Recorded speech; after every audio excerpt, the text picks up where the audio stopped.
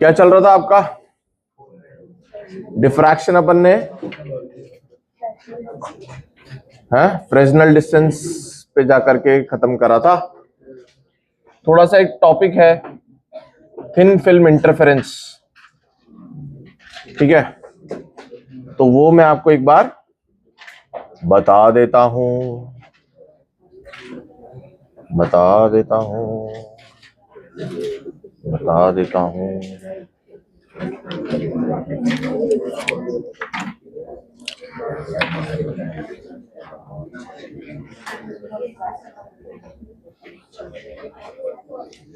चलो भाई, thin film interference छोटा सा एक टॉपिक है बेटा, आप शांति बनाए रखें। इंटरफेरेंस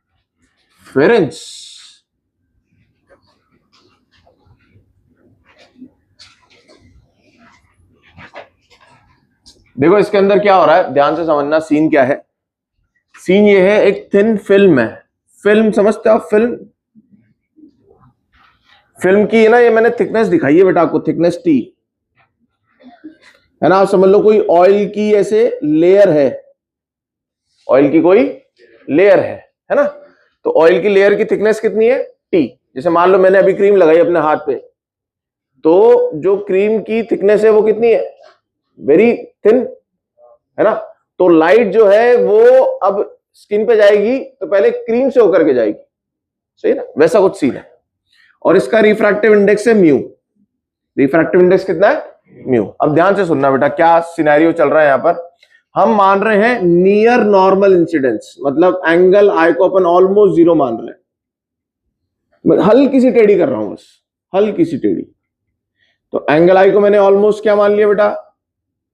ऑलमोस्ट क्या मान लिया? जीरो। तो एंगल आर भी क्या हो जाएगा? Almost zero by Snell's law, सही है। अब देखो थोड़ा सा टेढ़ा कर दिया ताकि अलग अलग हो जाए। अब यहां पर ये कुछ ऐसा हो रहा है बेटा, अब यहां क्या होगा? कुछ रिफ्लेक्शन होगा और कुछ रिफ्रैक्शन होगा। बोलो यार, नाम दे देते हैं बेटा इन्हें। इसे नाम दे देता हूं 1, इसे नाम दे देता हूं यहां पर 2। 2 नहीं देता, अभी यहीं पे रहने दो इसे। अब मुझे एक चीज बताओ, ये वाली जो रे है 1, ये थी इंसिडेंट रे। ये 1 वाली जो रे है, क्या ये डेंसर मीडियम से रिफ्लेक्ट हुई है? तो क्या बेटा इसमें एक पाई का फेज डिफरेंस आ जाएगा? याद आ रहा है? रिफ्लेक्शन अपन ने साउंड वेव के अंदर पढ़ा था। जब अपन ऐसे भिड़ करके आती थी वो string, wave in a string भिड़ करके आती थी तो नीचे हो जाती थी, तो अपन बोलता पाई का फेज डिफरेंस ऐड हो गया इसमें। तो मैं कह रहा हूं जो भी था यहां तक उसमें प्लस पाई हो गया। बोलो यार, प्लस पाई का फेज डिफरेंस इसमें ऐड हो गया। क्यों? क्योंकि रिफ्लेक्शन कहां से हुआ है? डेंसर मीडियम से। ये रेयरर मीडियम है, एयर है बाहर। अब बताओ यहां पर क्या होगा बेटा? यहां पर क्या होगा? अगेन यहां पर दो प्रोसेस होंगे। क्या होगा? कुछ तो रिफ्लेक्शन होगा और कुछ पार्ट क्या होगा? रिफ्रैक्शन होगा। सही है क्या? इसे मैं नाम दे देता हूं बेटा 2। बाहर यहां आ गई। अब यहां जब ये जाएगी, यहां वही एक रे जिसके पार्ट्स होते जा रहे हैं हर बार। जब यहां जाएगी तो क्या होगा? कुछ पार्ट क्या हो जाएगा बेटा? रिफ्रैक्ट हो जाएगा, जिसको नाम दे देता हूं मैं 3। और कुछ पार्ट अगेन क्या हो जाएगा? यहां पर रिफ्लेक्ट हो जाएगा। सही है। अगेन यहां रिफ्लेक्शन के बाद क्या होगा? यहां पर अगेन कुछ पार्ट रिफ्रैक्शन हो जाएगा, जिसको नाम दे देता हूं मैं 4। और फिर कुछ पार्ट अगेन रिफ्लेक्ट हो जाएगा और आगे आगे ऐसे कहानी चलती जाएगी। हम यहीं पर ही रुक जाते हैं। सही है। अब हमें इंटरफेरेंस किस किस का कराना है? सबसे पहले तो हमें इंटरफेरेंस कराना है, ए पार्ट है हमारा, इंटरफेरेंस ऑफ रिफ्लेक्टेड रेस। किसका कराना है? Interference of reflected rays. और किसका इंटरफेरेंस कराएंगे अपन? इन दोनों को मिला देंगे। तो इस रीजन में क्या हो जाएगा बेटा? ये ट्रांसमिटेड रेस है, इन दोनों का अपन क्या करवा देंगे? इंटरफेरेंस करा देंगे। यहां पे लगा देंगे कोई लेंस और वो इन दोनों को मिला देगा। यहां पे भी लेंस लगा देंगे, इन दोनों को मिला देगा। सही है। तो ए पार्ट क्या है बताओ? ए पार्ट है किसका इंटरफेरेंस? मुझसे बोलो भाई, सोने नहीं आते ना। Interference of incident rays. माहौल बना करके रखो यार, जब तक है जान, है ना, जब तक है सिलेबस, जब तक माहौल बने रहना चाहिए। हाँ तो देखो ना, गलती कर रहा हूं ना, देखो क्या है ये? Reflected rays. सही है। चलो भाई बताएं बेटा, मुझे बताओ यहां तक तो 1 और 3 तक, 1 और 3 एक ही में थे। अब मुझे बताओ 3 कितना चली, 3 वाली बात करना। सर ये t और t चली, तो किस में चली? ये 2t चल गई, और किस में चली? म्यू में चली। तो बेटा इसका कितना चली? ये मैं अगर मैं 3 की बात करूं तो ये 2 म्यू t चली। अरे बोला यार 2t चली म्यू में ना, तो 2 म्यू t बोलोगे ना, 2t थोड़ा बोलोगे। अब सुनो 1 की कहानी सुनो। सर 1 जो है वो 2t में चली नहीं, मतलब t में चली नहीं, म्यू में चली नहीं। सर वो तो यहीं से रिफ्लेक्ट हो गई। बोलो यार। तो मुझे बताओ बेटा, अगर मैं डेल्टा एक्स की बात करना चाहूं पाथ लेंथ के डिफरेंस की, तो 2 म्यू टी कौन सी वाली चली? 3 वाली। और अगर इसमें पाई का फेज डिफरेंस आया तो पाथ लेंथ का कितना डिफरेंस आया बताओ? Lambda by 2। कैसे कैसे कैसे? Delta phi is equal to 2 pi by lambda delta x. अगर आप डेल्टा फाई की वैल्यू कितनी पुट कर दोगे? पाई, तो यहां पे डेल्टा एक्स कितना आ जाएगा? Lambda by 2। तो मुझे बताओ क्या बेटा ये 2 म्यू टी एक्स्ट्रा चली और क्या वो लैम्डा बाय 2 एक्स्ट्रा चली? बोलो यार। तो पाथ डिफरेंस कितना हो गया? 2 mu t minus lambda by 2 या lambda by 2 minus 2 mu T, जो भी पड़ा होगा। अरे बोलो यार। मैं यहां मॉड लगा देता हूं, समझ में आया क्या? देखो इस पॉइंट तक तो वो दोनों सेम ही थे। इसने क्या करा बेटा? टी टी इन म्यू, इसने क्या करा? Plus lambda by 2। समझ में आया क्या? तो ये हो गया इनका पार्ट डिफरेंस। अब मेरी बात सुनो, अगर मेरे को बनाना है क्या बेटा? मैक्सिमा। क्या बनाना है मुझे? मैक्सिमा। तो ये डेल्टा एक्स कितना होना चाहिए? डेल्टा एक्स क्या होना चाहिए? एन लैम्डा होना चाहिए, एन लैम्डा। करो इसे 2 mu t minus lambda by 2 is equal to n lambda. 2 mu t कितना हो जाएगा? देखो n lambda plus lambda by 2, तो ये कुछ वैसा बन रहा है 2n प्लस 1 लैम्डा बाय 2। तो मैं क्या कह रहा हूं ना, मैं कह रहा हूं odd lambda, odd lambda by 2। मैं तो क्या कह रहा हूं भैया? मैं एन वेन के घुस रहा हूं नहीं हूं, मैं तो क्या बोल रहा हूं? Odd lambda by 2। 1 lambda by 2, 2 lambda by 2, 3 lambda by 2, नहीं 1 lambda by 2, 3 lambda by 2, 5 lambda by 2, इस तरीके से। सही है क्या? एंड फॉर मिनिमा बोलो, मिनिमा के लिए क्या बोलोगे आप? आप बोलोगे 2 mu t minus lambda by 2 कितना होना चाहिए? ये होना चाहिए 2n प्लस 1 लैम्डा बाय 2 या 2n माइनस 1 लैम्डा बाय 2। समझ गए? चलो 2n माइनस 1 प्लस 1, उससे कुछ नहीं है, यहाँ पे इतना नहीं घुसना हमें। अब मुझे बताओ बेटा, ये ऑड लैम्डा बाय 2 है, आप उसमें एक लैम्डा बाय 2 और ऐड कर रहे हो, तो मुझे लग रहा है तो इवन लैम्डा हो जाएगा, मतलब लैम्डा हो जाएगा। तो 2 mu t is equal to n lambda बोले यार, ये इसके लिए बन गया। अरे समझे क्या यार? तो बेटा क्या आपको ऐसा नहीं लग रहा कुछ उल्टा सा हो गया? 2 म्यू टी याद है हमें, वो जब हो रहा है एन लैम्डा तो मैक्सिमा होना चाहिए था, अगर बेसिक सोचे तो। डेल्टा एक्स अगर 2 म्यू टी होता तो, और यहां क्या हो गया? या वो आधा, 1.5, 2.5, 3.5, 4.5 ऐसे हो गया। बोलो समझ गए क्या? ऐसा क्यों हुआ पता है? Because of this lambda by 2 extra, इसने गड़बड़ कर दी। अब आ जाओ किसके अंदर बताओ? B part is interference in. जल्दी जल्दी बोलो यार, ये बहुत छोटे छोटे टॉपिक है, तुम इतना टाइम ले रहे हैं अपन क्योंकि आप डीले पढ़ रहे हो।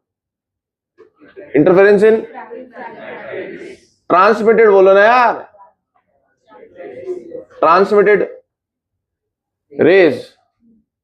ठीक है? अब मुझे बताना ध्यान से, यहां तक तो ये सेम थे बेटा। ये 2 वाली कितना चली? टी चली, और 4 वाली कितना चली? T T T 3t। तो ये 3t चली तो 3 म्यू टी, और ये t चली तो mu T. 3 mu t minus mu t is, तो इसका डेल्टा एक्स कितना हो गया? सर एक चली 3 म्यू टी, एक चली म्यू टी, इसका कितना हो गया बेटा? 2 म्यू टी। अगेन बेटा बताओ मिनिमा के लिए बोलो, minima minima minima. 2 mu t कितना होगा? जल्दी बोलो। 2 म्यू टी होगा सर वही ऑड लैम्डा बाय 2। मैंने ऊपर मैक्सिमा लिखा है क्या? पहले मैक्सिमा लिख देता हूं। चलो मैक्सिमा के लिए बोलो सर ये एन लैम्डा। अरे उल्टा हो गया।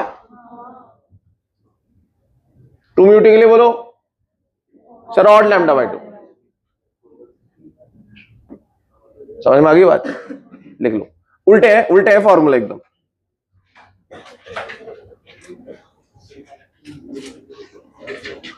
और है ना, कई जगह आपको एक बात और बता देता हूं, उसकी जरूरत नहीं है, फिर भी अगर कभी जरूरत पड़ जाए तो बेटा यहां ना, अगर सोचो एंगल आई 0 नहीं होता नहीं होता। तो यहां ना एंगल आई जीरो नहीं होता, तो यहां कुछ आर बनता, यहां बनता। तो आपको जहां जहां आपने 2 म्यू टी लिखा है ना, उसके आगे मल्टीप्लाई कर देना कॉस आर। किसको मल्टीप्लाई कर देना? Cos r. तो यहां भी क्या आ जाएगा? कॉस आर, यहां कॉस आर, यहां कॉस आर, यहां कॉस आर। आर क्या है बताओ? ये वाला एंगल ऑफ रिफ्रैक्शन। सही है ना?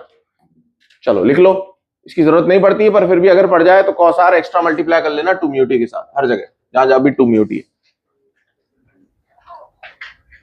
यहां एक चीज और बोली जाती है कि सर अगर t बराबर 0 हो जाए, very thin film, very thin film, अगर t बराबर हो जाए 0, तो सर 2 म्यू टी हो जाएगा 0 और n लैम्डा से वो हो जाएगा सेटिस्फाई, क्योंकि यहां तो 1 लैम्डा बाय 2 तो रखना पड़ेगा कम से कम। तो 2 म्यू टी को आप 0 नहीं कर सकते यहां पर। 2 म्यू टी 0 हो रहा है, इसका मतलब कौन सी कंडीशन हो रही है बेटा? ये वाली कंडीशन हो रही है n की वैल्यू 0 के लिए, मतलब मिनिमा वाली। तो अगर बहुत पतली फिल्म होगी तो हमेशा क्या मिलेगा आपको? रिफ्लेक्टेड रे के अंदर मिनिमा मिलेगा, डार्क मिलेगा। तो अगर थिकनेस अगर बेटा ऑलमोस्ट 0 हो गई तो क्या मिलेगा आपको? ऑलवेज मिनिमा मिलेगा आपको, ये मिल जाएगा minima, dark.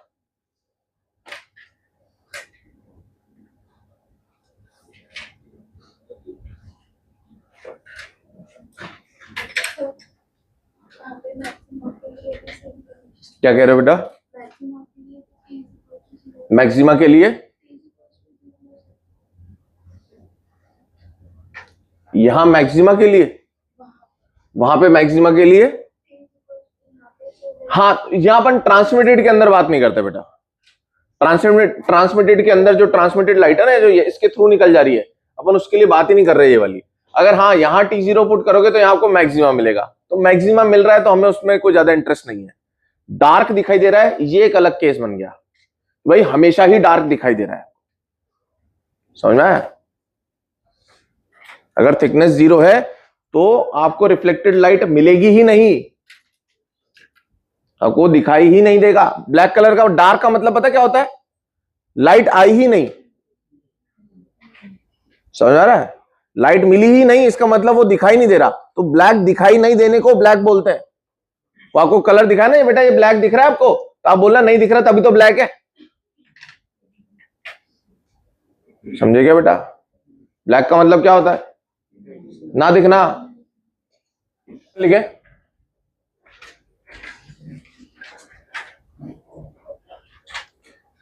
calculate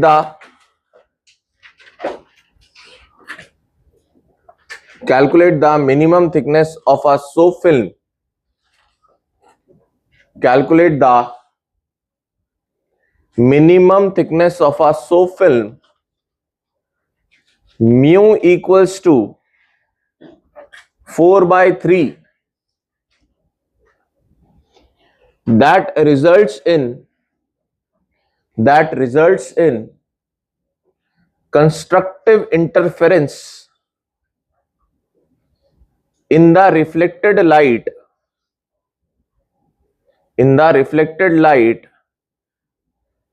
if film is illuminated with light of wavelength lambda equals to 600 nm। सही है? चलिए कर दीजिए, आप लगाइए बेटा दिमाग, क्या करना चाहिए आपको? कौन सा फॉर्मूला लगाऊंगा भाई, इसको पकड़ूं? तो सर मुझे बताओ, अगर आपको थिकनेस मिनिमम चाहिए तो ये वैल्यू मिनिमम लो। ऑड की मिनिमम वैल्यू क्या है? 1 भाई, 1 ले लो। 2 mu t is equals to 1 lambda by 2। तो टी कितना हो गया? Lambda by 4 mu. लैम्डा कितना बोलो? एनएम में रहने दो, एनएम में रहने दो यार। अपॉन 4 म्यू, म्यू कितना है? 4/3 एनएम में। बोलना बेटा आंसर बोलना, जल्दी बोलो। 16 3 9 18 0 0 16 कितना हो गया? जल्दी बोलो। 112। हाँ जो भी है, एनएम में ही ऑलरेडी मारा पड़ा है वो 112 एनएम। समझ गए क्या बेटा? बोलो, कर पाएंगे बेटा क्वेश्चन, है ना? इस तरीके से ये है thin film interference.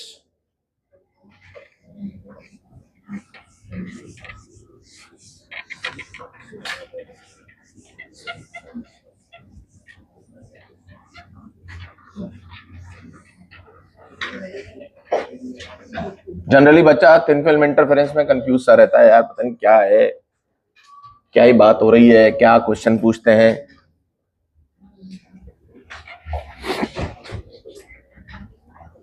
Next is polarisation. Polarisation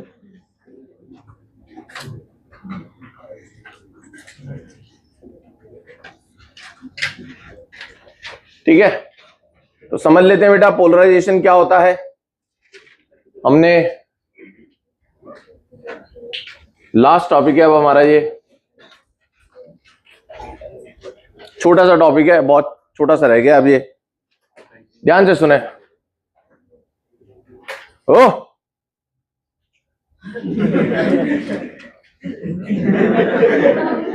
डर लगा क्या? नहीं ना, अब समझ गए तुम ना? लो भाई इधर देखो, पोलराइजेशन बेटा देखो, सबसे पहले आप ये देखो पोलराइजेशन है ना, तो पोलराइजेशन का मतलब ये है कि पोलराइज करना, तो इसका मतलब वो पोलराइज नहीं है पहले, इसका मतलब क्या है, वो पोलराइज नहीं है, तो वो है अनपोलराइज्ड। क्या है वो? अनपोलराइज्ड। पोलराइज्ड आपको पता है बेटा, जैसे चुनाव उनाव होते हैं ना, तो लोगों को ना पोलराइज करना होता है। देखो दो पोल्स है ना, नॉर्थ और साउथ बोल लो या प्लस या माइनस बोल लो, है ना, साउथ नॉर्थ जैसे जो भी दो पोल्स होते हैं ना हमेशा, है ना, तो लोगों को पोलराइज करना होता है। पोलराइज करने का मतलब पता क्या होता है कि भाई लोगों को जो उनकी विचारधारा है ना, उनको एक तरीके से पोलराइज करो, उनको एक ही विचारधारा में डालो, तो उसको भी पोलराइज करना बोला जाता है। भाई लोग पोलराइज हो रहे हैं क्या, इसका मतलब क्या कि लोगों की एक ही विचारधारा बन रही है कि सभी लोग हमें ही वोट करें। समझ में आ रही बात? तो ऐसे समझना। तो अनपोलराइज का मतलब क्या है बेटा? बिखरा हुआ। क्या है? बिखरा हुआ। अगर मैं इसे एक ही दिशा में डाल दूं तो क्या हो जाएगा? पोलराइज हो जाएगा। और उसी प्रोसेस को अपन क्या बोलते हैं? पोलराइजेशन। अब ध्यान से सुनना, हमारे पास जो लाइट आती है ना बेटा, लाइट जैसे जो नेचर की लाइट आ रही है, व्हाइट लाइट आ रही है हमारे पास सन से, ये अनपोलराइज लाइट होती है। अनपोलराइज का मतलब क्या होता है, आप ध्यान से समझना। हम आगे जाकर के पढ़ेंगे, एक चैप्टर होगा ईएम वेव, इलेक्ट्रोमैग्नेटिक वेव होगा बेटा एक चैप्टर का नाम, ठीक है ना। वो इलेक्ट्रोमैग्नेटिक वेव क्या बोलता है, ध्यान से सुनना। वो ये बोलता है, आधा चैप्टर मैं आपको अभी पढ़ा दे रहा हूं, ठीक है। वो ये बोलता है कि ये ऐसे कोई वेव जा रही है, ट्रांसवर्स इलेक्ट्रोमैग्नेटिक वेव, सही है, ऐसे जा रही है, ये है वेलोसिटी ऑफ वेव। अब ये ऐसे बोलता है कि भाई इसके अंदर ना मैग्नेटिक फील्ड भी होगा और इलेक्ट्रिक फील्ड भी होगा, इसलिए इसका नाम क्या होता है? Electric magnetic wave, electromagnetic wave, सही है। तो अब ये क्या बोलता है कि भैया इलेक्ट्रिक फील्ड और मैग्नेटिक फील्ड पता है कैसे होंगे? एक दूसरे के परपेंडिकुलर होंगे यार, और ये जो वेलोसिटी होगी वो इन दोनों के परपेंडिकुलर होगी। मतलब ये तीनों कैसे होंगे बेटा? इलेक्ट्रिक फील्ड को ई से डिनोट करते हैं, मैग्नेटिक फील्ड को बी से डिनोट करते हैं, और ई, बी और बी तीनों क्या होंगे? Mutually perpendicular. बोलो सही है क्या? अब सुनो ध्यान से, सर अब जब हमें पोलराइजेशन पढ़ना है ना, तो we are not interested in magnetic field. Why? Because जो हमें विजन का परसेप्शन होता है वो ड्यू टू इलेक्ट्रिक फील्ड होता है ओनली। मतलब लाइट के अंदर जो इलेक्ट्रिक फील्ड वाला कंपोनेंट है, that is responsible for our vision. जो हमें सेंस आ रहा है ना विजन का, उसके लिए कौन रिस्पॉन्सिबल है? सिर्फ electric field, not magnetic field, सही है। तो हम सिर्फ इलेक्ट्रिक फील्ड की बात कर लेते हैं। तो सर मान लेते हैं वेव ऐसे जा रही है, तो सर इसके अंदर इलेक्ट्रिक फील्ड कैसे होनी चाहिए बेटा? Perpendicular to this wave. बोलो यार, क्या ये डायरेक्शन सही है बेटा? बोलो यार, इलेक्ट्रिक फील्ड का सही है। जो लाइट वेव होती है ना बेटा, वो बर्स्ट के अंदर मिलती है हमें। बर्स्ट, बर्स्ट के अंदर मतलब क्या? जैसे मान लो कि एक बल्ब है, वो लाइट दे रहा है आपको, तो वो क्या करेगा? उसका इलेक्ट्रॉन एक्साइटेड होगा, जब वो ग्राउंड स्टेट में जाएगा तो एक फोटोन निकलेगा, जिसको हम वेव भी मान रहे हैं। तो जैसे बर्स्ट के अंदर हमें मिलेगी, तो ये जो हमें वेव मिल रही है ना, इसके जो इलेक्ट्रिक फील्ड वेक्टर्स होंगे वो हर पॉसिबल डायरेक्शन में होंगे, क्योंकि पहले जो वेव निकली उसके इलेक्ट्रिक फील्ड लेटस से इस डायरेक्शन में थे, अगली जो वेव निकली जो कंटिन्यूएशन में चल रही है उसी के पीछे ही, उसमें इलेक्ट्रिक फील्ड लेटस से इस डायरेक्शन में था। अरे वेलोसिटी के तो परपेंडिकुलर है ना यार, यही तो मेंटेन रखना है उसे बस। अब वो ऐसे है, अगली जो वेव निकली जो उसी के पीछे आ रही है, उसका इलेक्ट्रिक फील्ड लेटस से थोड़ा सा ऐसा घुमा हुआ है, अगली का ऐसा घुमा हुआ है। तो मैं देख रहा हूं कि यार एक प्लेन है ऐसा, एक क्या है, प्लेन है जो कि इस वेलोसिटी के परपेंडिकुलर है, इसके हर एक डायरेक्शन में इलेक्ट्रिक फील्ड प्रेजेंट है। बोलो यार, हर पॉसिबल। और बेटा ये अपन ऐसे क्यों बना रहे हैं, क्योंकि ना ये ऑसिलेट करता है, इलेक्ट्रिक फील्ड क्या करता है, ऑसिलेट करता है, इसलिए मैं ऐसा बड़ा एरो बना रहा हूं। इलेक्ट्रिक फील्ड कैसे प्रेजेंट है बेटा, हर पॉसिबल डायरेक्शन में in a plane perpendicular to wave, direction of wave propagation. सही है। अब आप बोलोगे सर आपने मैग्नेटिक फील्ड तो बनाया नहीं। भाई अगर मान लो ये इलेक्ट्रिक फील्ड मान रहा हूं तो मैग्नेटिक फील्ड ऐसा होगा, अगर ये इलेक्ट्रिक फील्ड मान रहा हूं तो मैग्नेटिक फील्ड थोड़ा सा टेढ़ा होगा, वो अपने आप इसके परपेंडिकुलर रहेंगे।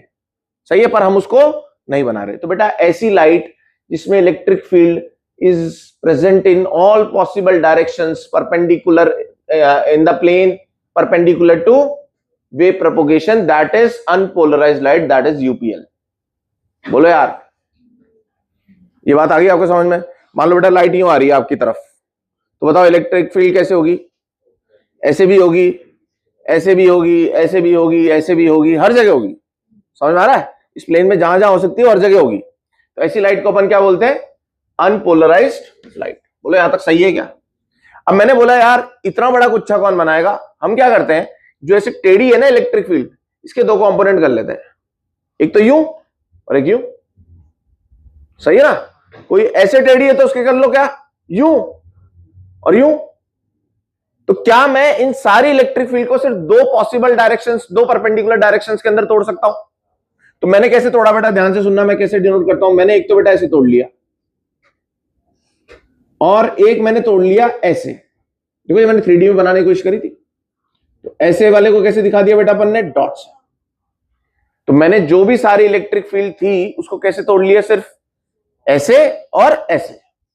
और बाय सिमेट्री ये दोनों वैल्यूज बराबर होनी चाहिए, क्योंकि एक डोमिनेट क्यों करे भाई, जब हमने बोला कि सब डायरेक्शंस के अंदर होते हैं। तो बोलो सही है क्या। तो अनपोलराइज्ड लाइट को दिखाने का सिंबल कैसा होगा बेटा, एक ऐसा एरो और एक ऐसा डॉट। तो आप समझ लेना ये कौन सी लाइट है, यूपीएल लाइट है, यूपीएल लाइट।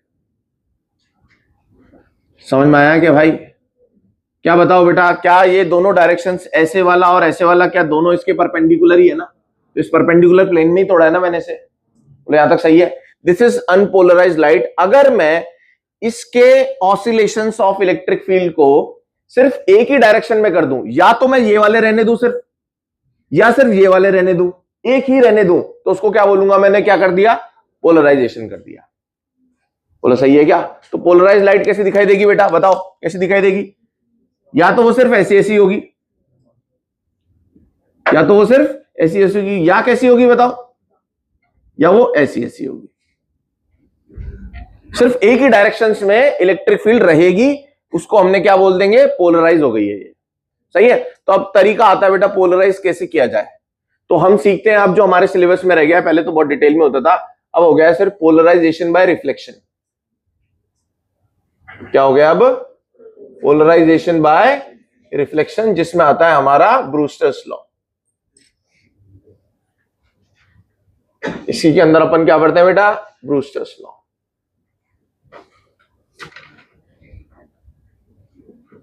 ध्यान से सुनना। अब हमने क्या करा, हमने बोला यार एक स्लैब लो भाई, एक स्लैब लो, एक स्लैब पे लाइट को गिराओ जो कि अनपोलराइज्ड है। बताओ बेटा अनपोलराइज्ड को कैसे बनाएंगे। अब ये टीका लगा देना बीच में ना, ये है अनपोलराइज्ड लाइट। सही है। अब यहां पर क्या होगा, यहां पर बेटा हमारे पास दो प्रोसेस होंगे। क्या क्या होगा, अच्छा इसका रिफ्रैक्टिव इंडेक्स म्यू है। यहां दो प्रोसेस होंगे, कौन कौन से सर, एक तो हो जाएगा कुछ रिफ्लेक्ट हो जाएगा, angle i is equal to angle r, और कुछ पार्ट रिफ्रैक्ट होगा। मेजर पार्ट वैसे क्या होगा, मेजर पार्ट होगा रिफ्रैक्शन। क्यों होगा रिफ्रैक्शन? क्योंकि ये कैसा होगा, ट्रांसपेरेंट होगा भाई। कुछ पार्ट क्या हो जाएगा, बहुत माइनर पार्ट क्या होगा, रिफ्लेक्ट होगा। तो इन्होंने क्या करा, इस एंगल आई को चेंज करके देखा।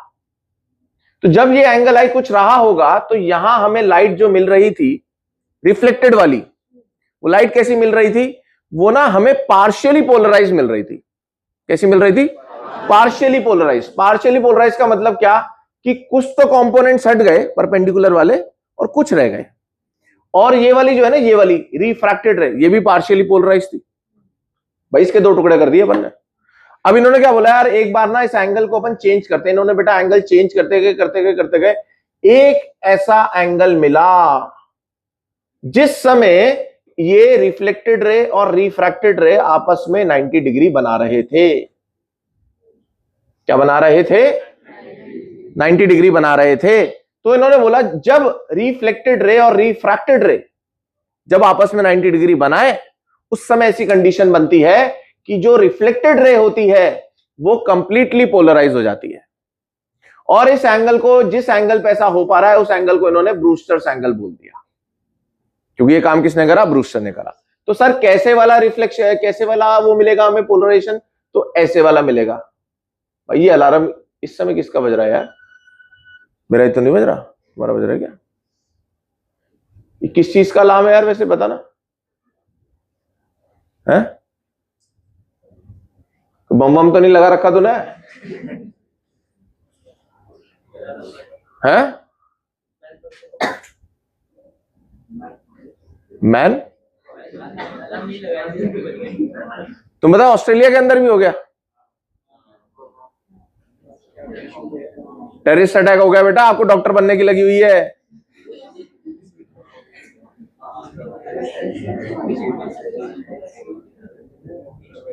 लो इधर देखो, ये वाली क्या हो जाएगी, ये वाली क्या हो जाएगी बेटा, लाइट क्या हो जाएगी, पोलराइज हो जाएगी, कंप्लीटली पोलराइज। कब हो जाएगी, जब इन दोनों के बीच में 90 डिग्री बनेगा और ये हो गया और हो गया। सब सुनो बेटा, ये जो ऐसे वाले ऑसिलेशंस है ना, देखना इलेक्ट्रिक फील्ड के, आप इस रे को आने दो और इनको ऐसे ऐसे नाटक करने दो, ऐसे डांस करने दो। मुझे बताओ, जब ये रिफ्लेक्ट होगी तो ये वाले तो एब्जॉर्ब हो जाएंगे ऐसा कुछ, क्योंकि ऐसे भिड़ेंगे। पर ये वाले तो क्या कह रहे हैं, भाई हम तो अंदर बाहर जा रहे हैं, हम तो तुझसे भिड़ भी नहीं रहे भाई, तो हमें तो जाने दे, ये निकल जाएंगे। समझ में आया क्या याद करने का तरीका? अरे यार, एक रे यूं गिर रही है, एक रे यूं गिर रही है, और तुम यूं यूं आ रहे हो। तो जब तुम इससे भिड़े तो तुमने इससे इंटरेक्शन किया क्या? नहीं किया, तो तुम निकल गए ऐसे करते करते। और तुम यूं आ रहे थे रे के, तो जैसे तुम इससे भिड़ोगे तो तुम्हारा हाथ भिड़ने लग जाएगा नीचे। समझ में आया क्या? और ये वाली जो रे है ना बेटा, ये पार्शियली पोलराइज हो जाएगी। इसमें क्या होगा बेटा, इसमें ये वाले गायब हो जाएंगे।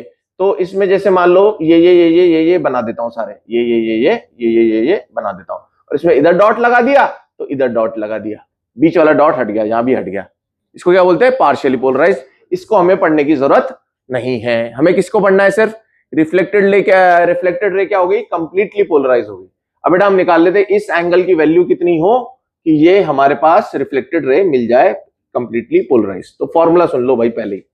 तो बेटा tan IB जो होता है वो होता है म्यू, तो IB हो जाता है tan इनवर्स म्यू। पहले ही बता दे रहा हूं, ये आया कैसे आप बोलो तो मैं आपको बता देता हूं कैसे आया। मुझे बताना बेटा, ये अगर एंगल 90 है, ये IB है, तो ये भी IB होगा।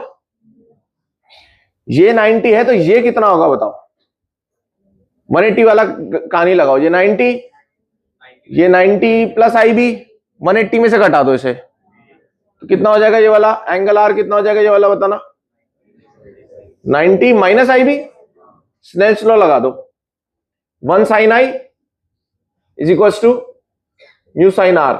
R कितना है, दिख गया, mu cos IB sine i क्या IB है। चलो भाई, tan IB is equal to mu.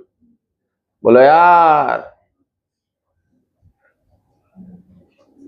लिख ले बेटा, बस ये फॉर्मूला सिखाना था आपको, मैंने इतनी सारी बातें आपको एक्सप्लेन करी उसके लिए। जल्दी लिख लो, आप सीधा सीधा लिख सकते हो ना आप, मतलब डेरिवेशन आपके लिए कोई जरूरत नहीं है, जहां होगा मैं बोल दूंगा आपको। तो ये होती है हमारी क्या, पार्शियली पोलराइज्ड, इसको हम भाव नहीं दे रहे।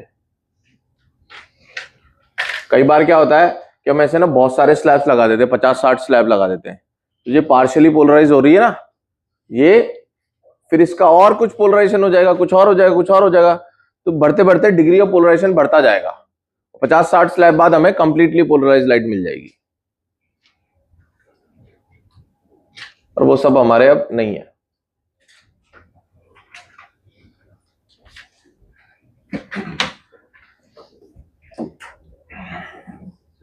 रिफ्लेक्टेड रे कंप्लीटली पोलराइज्ड, हाँ कंप्लीटली पोलराइज्ड है, ये वाली पार्शियली है।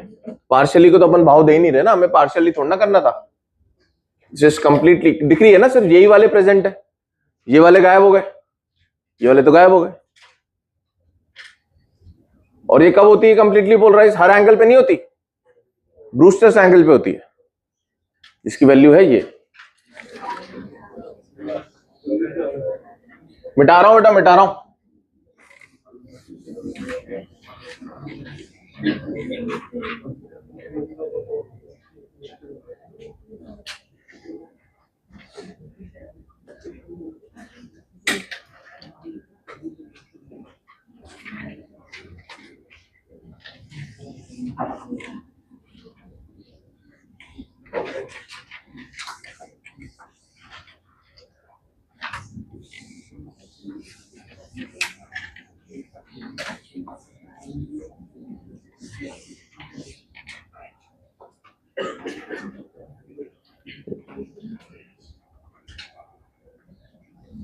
Next is malleus law.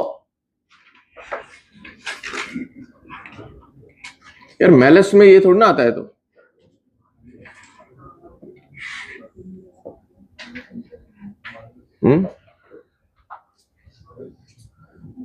Malu हो जाएगा, तो मालू मालू का लॉ। सही है, सही है ना। मॉड्यूल पे तो बेटा इंसान ने बनाया है, आपके सामने भी इंसान ही खड़ा है। लो भाई देखो भाई, सबसे इंपॉर्टेंट बात है ये मैलस लॉ, ठीक है। इससे पहले निकले बेटा पहले बेटा अपन ब्रूस्टर से, ये फॉर्मूला लिखना है बस आपको।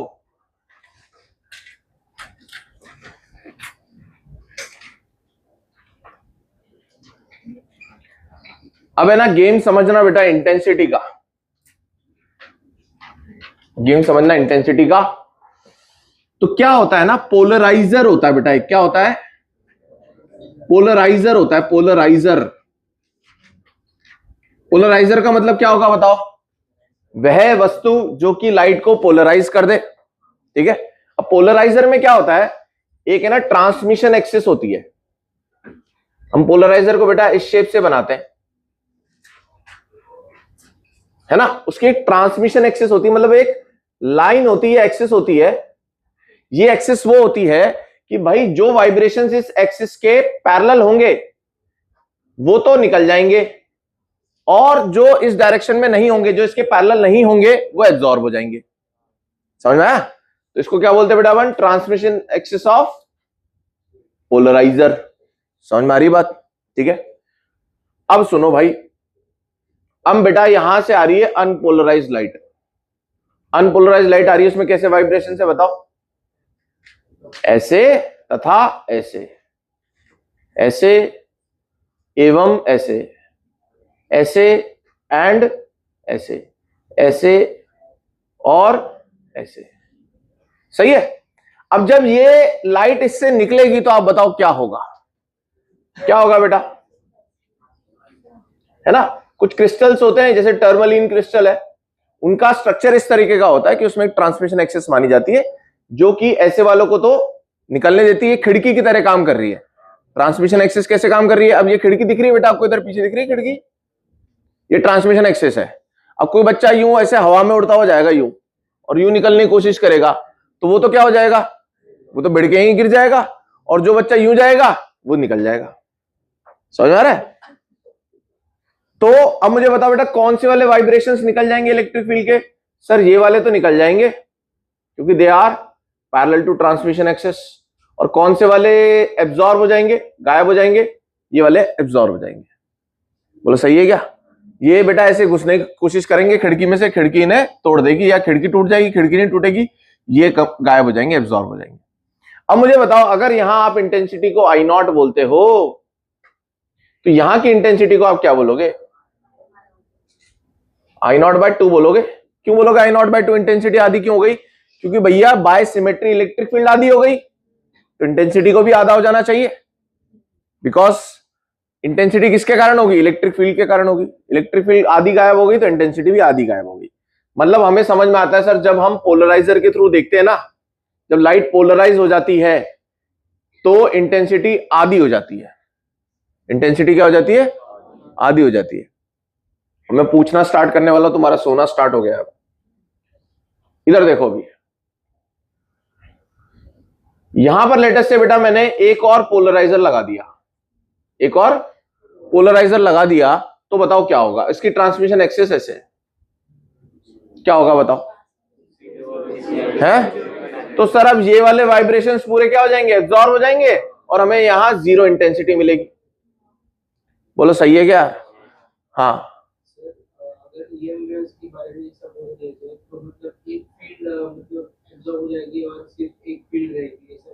हाँ, इलेक्ट्रिक फील्ड, मैग्नेटिक फील्ड तो है और उससे दिखता नहीं है ना हमें, तो हम सिर्फ इलेक्ट्रिक फील्ड की बात कर रहे हैं। आधी इलेक्ट्रिक फील्ड एब्जॉर्ब हो गई उस लाइट की, आधी इलेक्ट्रिक फील्ड उस लाइट की बाकी है, तो इंटेंसिटी भी उसकी आधी हो गई। इंटेंसिटी का हम फॉर्मूला पढ़ेंगे ईएम वेव में, उसमें इलेक्ट्रिक फील्ड का कंपोनेंट आता है, मतलब वहां पर ई नॉट स्क्वायर करके ऐसे आएगा। समझ रहा है? मतलब अभी के लिए तुम इतना समझो बस सिंपल, इलेक्ट्रिक फील्ड आधी गायब तो भाई इंटेंसिटी भी आधी गायब, खत्म बात। अच्छा, अगर किसी बच्चे ने, ध्यान से सुनना बेटा, इसकी जगह, ऐसे की जगह किसी बच्चे ने यूं लगाया होता, यूं लगाया होता, तो मुझे बताओ बेटा, अगर ये अब इससे गुजरता तो मुझे लगता है कि ये जो पहले गुजरे थे अब वो इससे भी गुजर जाते, तो यहां आई नॉट बाय 2 मिली है तो यहां भी आई नॉट बाय 2 मिलती। बोलो यार। तो बेटा ये वाला जो पोलराइजर है ना, ये हम यूज कर रहे हैं एज अ एनालाइजर, कि जो लाइट इस पर गिर रही है वो पोलराइज्ड है कि नहीं है। अब ध्यान से सुनना, एक लाइट आ रही है यूं और मैं उसके सामने एक पोलराइजर लेकर के बैठा हूं, ठीक है? तो यहां से इंटेंसिटी कितनी आई? आई नॉट। यहां कितनी इंटेंसिटी निकल गई? आई नॉट बाय 2। सही है? अब मैंने इसे घुमाया, मैंने इसे घुमाया तो इसका ट्रांसमिशन एक्सेस भी घुमा होगा, और मैं क्या देख रहा हूं कि यहां जो इंटेंसिटी आई थी या आई नॉट बाय 2 हो गई, वो अभी भी आई नॉट बाय 2 ही है। फिर मैंने और घुमाया, अभी भी आई नॉट बाय 2 ही है। इसका मतलब ये जो लाइट आ रही है ये अनपोलराइज्ड है। ये कैसी है? क्योंकि हमेशा ऐसे और ऐसे तोड़ दूंगा मैं, एक ट्रांसमिशन एक्सिस के पैरेलल ले लूंगा कंपोनेंट्स और एक परपेंडिकुलर। पैरेलल वाले पास हो जाएंगे आधे, परपेंडिकुलर वाले आधे एब्जॉर्ब हो जाएंगे। अगर मैंने ऐसे करा तो अब ऐसे और ऐसे तोड़ दूंगा, अगेन आधे पास हो गए, आधे एब्जॉर्ब हो गए। बोलो यार, मतलब इसके घुमाने से अगर लाइट की इंटेंसिटी पे यहां कोई फर्क नहीं पड़ रहा तो ये लाइट कैसी थी? अनपोलराइज थी। अब अगर ध्यान से सुनना, ये ऑलरेडी पोलराइज लाइट है, मतलब ये पोलराइजर से गुजर के आ रही है। अब बेटा आप सोचो, मैंने इसको ऐसा रखा तो यहां आई नॉट बाय 2 मिल रही है, और मैंने इसको ऐसा कर दिया तो यहां जीरो हो रही है। मतलब मेरे ऐसे घुमा देने से अगर यहां इंटेंसिटी बदल रही है, इसका मतलब जो लाइट इस पर गिर रही थी वो पोलराइज थी, ऑलरेडी उसका एक एक्सिस के अंदर वाइब्रेशंस फिक्स थे। अब आप ऐसे घुमा दे रहे हो तो उसमें से कुछ तो पास होते हैं, कुछ रह जाते हैं। बोलो यार। अब हमें बेटा सीन ये निकालना है, अगर कुछ टेढ़ा मेढ़ा हुआ, अगर कुछ टेढ़ा मेढ़ा हुआ, जैसे ट्रांसमिशन एक्सिस कुछ ऐसे बीच की हो गई, तो यहां इंटेंसिटी कितनी मिलेगी? यही है हमारा मेलस लॉ। ध्यान से सुने, अब रुक जाए। समझ में आया? या आई नॉट बाय 2 क्यों हुई समझ में आया आपको, या जीरो क्यों हुई समझ में आया आपको? अगर कुछ बीच का एंगल हुआ तो क्या होगा, इसके लिए हमें मेलस लॉ लगाना पड़ेगा। बोलो बोलो बोलो, समझ ले क्या यार? ध्यान से सुनो बेटा, मुझे बताओ, क्या intensity is proportional to amplitude का स्क्वायर?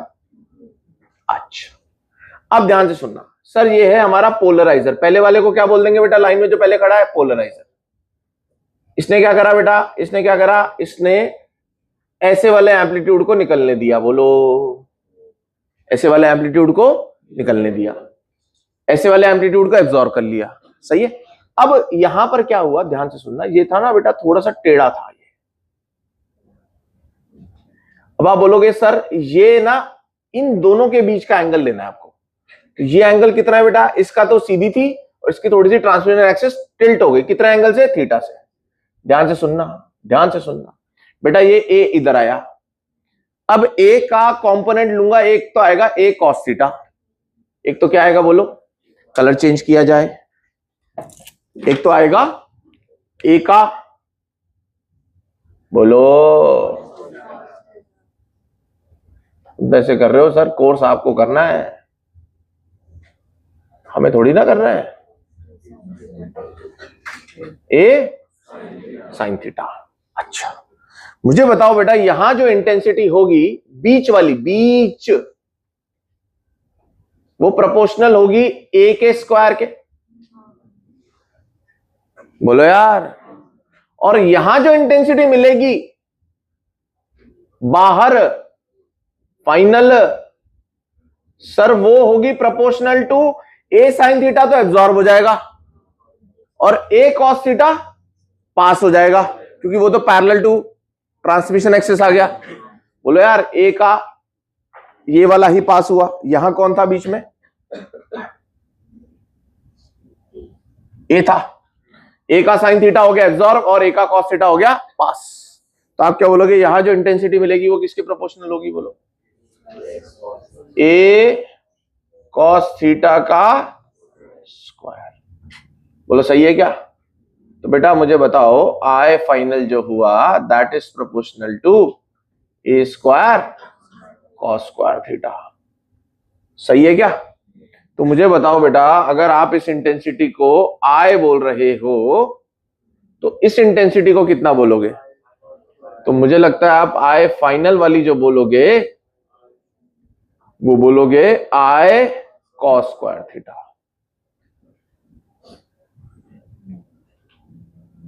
और ये आई कौन सी वाली है, ये बीच वाली है, ये यहां वाली नहीं है, इसकी तो यहां ऑलरेडी आधी हो चुकी है।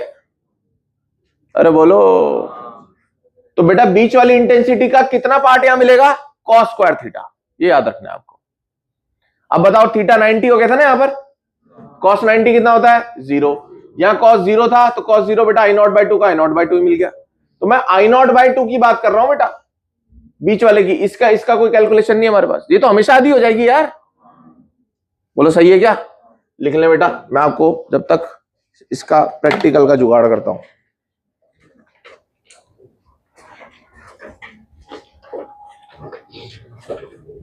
दो मिनट दे रहा हूं, 2 मिनट। ये देखो यार, ये है आपका ये है पोलराइजर, है ना, ये क्या है, पोलराइजर है, ठीक है ना। तो आप देख रहे हो बेटा, यहां से आपको मैं अब पूरी इंटेंसिटी तो नहीं दिखाई दे रही होगी, आधी दिखाई दे रही होगी, तो मेरे से जो इंटेंसिटी आपकी आंखों में जा रही है वो आधी हो जा रही है। सही है। अब ये एक और पोलराइजर है, अब देखो इसको मैं घुमा रहा हूं यूं, कोई फर्क पड़ रहा है, वही आधा का हिसाब ही बन रहा होगा। अब ये पोलराइजर और एनालाइजर अपन दोनों एक साथ यूज कर रहे हैं, ठीक है ना। तो अब आप देखो, अब ये दिख रहा है आपको, उतना ही दिख रहा है ना जितना पहले था। अब देखो यार तुम यार, अब जो मैं घुमाता जा रहा हूं देखना फर्क पड़ता जाएगा। और जो हो गया बेटा बिल्कुल डार्क फिल्म पे चालान नहीं कटेगा, इसको ऐसे घुमा दो बस।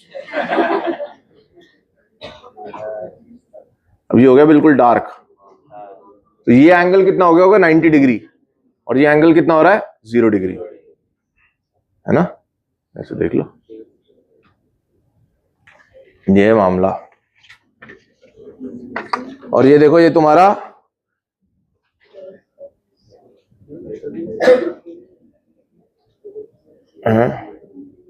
ये बेटा डबल स्लिट। बोलो सर ये कैसी डबल स्लिट है, तो सिंगल स्लिट लग रही है, अंदर देखोगे ना इसके डबल स्लिट है ये, बेटा देखो।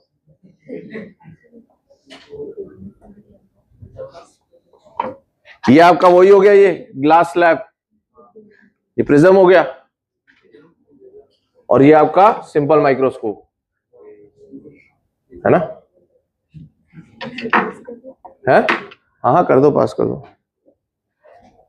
टाइम खराब ही चल रहा भाई मेरा तो। है? तुम मत देख लेना। मतलब वो डबल स्लिट है, वो कितनी पतली और कितनी पास है देखो आप।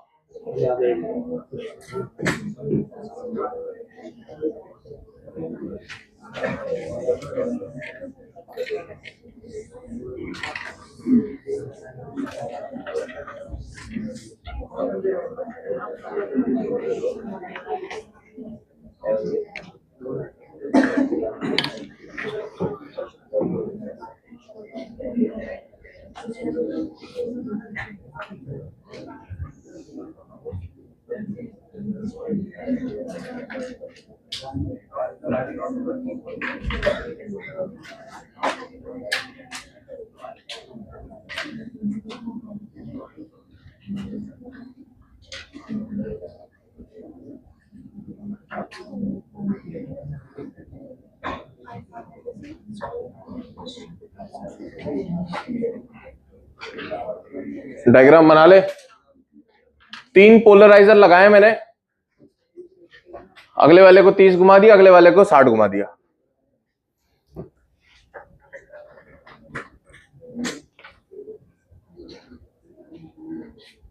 या इंटेंसिटी आई नॉट,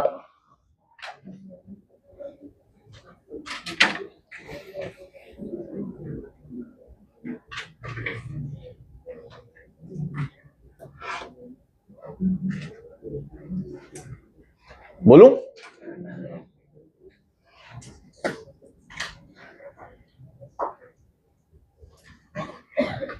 बेटा अगर नहीं दिख रहे हो ना आपको 2 स्लिट्स उसके अंदर, तो इससे देख लो।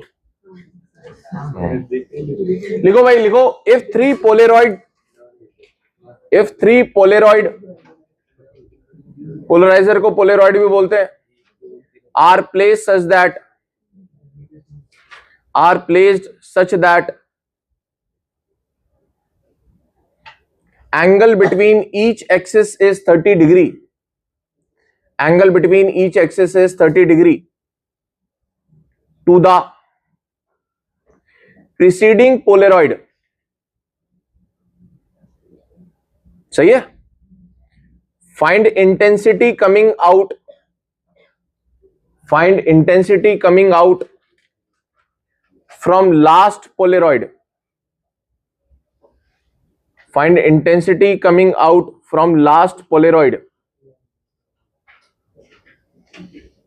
ठीक है? तीसरे वाले से इंटेंसिटी क्या निकलेगी आपको बतानी है, मेलस लॉ लगाना पड़ेगा। यहां है बेटा आई नॉट, तो यहां होगा आई नॉट बाई 2, नो डाउट। अब ध्यान से सुनना, जब इंटेंसिटी बीच में फंस जाती है ना, तो जो इंटेंसिटी उन दोनों के कॉम्बिनेशन से निकलेगी वो डिपेंड करेगी इन दोनों के बीच के एंगल पे। समझ में आया क्या? तो यहां जो इंटेंसिटी निकलेगी ना बेटा, वो डिपेंड करेगी इन दोनों के बीच में कितना एंगल है। तो ये हो जाएगी, यहां कितनी घुस रही है, I nought by 2 cos square 30 degree. कितना हो गया ये? हम क्यों बोले सर, हम क्यों बोले?